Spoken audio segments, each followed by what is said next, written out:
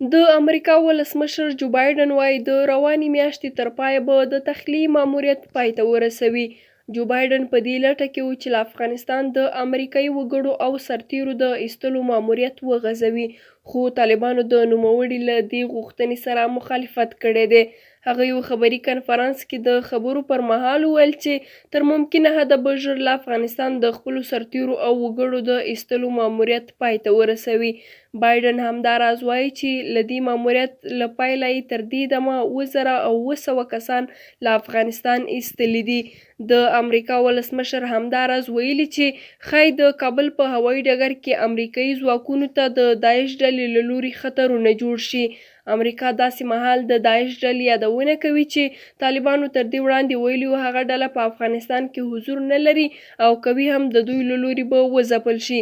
د یادونې ده چې تېره ورځ د امریکا د بهرنیو چارو وزارت ویلي تر دې دمه یې زرګونه کسان له افغانستان ایستلي دي. د دغه وزارت د ویاند په خبره دوی د اګست له 14مې تر دې دمه له افغانستان 30,000 کسان لیږدولي دي. نیټ پرایس وایي چې په وروستیو ورځو کې د تخلیې ماموریت یو څه منظم شوی دی او سلګونه الوتکې په دې ماموریت کې برخه اخلي.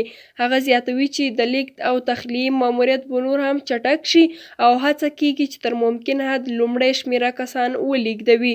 د بهرنیو چارو وزارت ویاند همداراز د خپل حضور د دوام په اړه ویلي چې ان یو ساعت هم له اړتیا پرته په افغانستان کې د حضور پلویان او شوقیان نه دي. د په خبره همدا چې د تخلیې ماموریت بشپړ شي ټول امریکایي عسکر به له افغانستان وځي او هوایي ډګر به تخلیه کوي.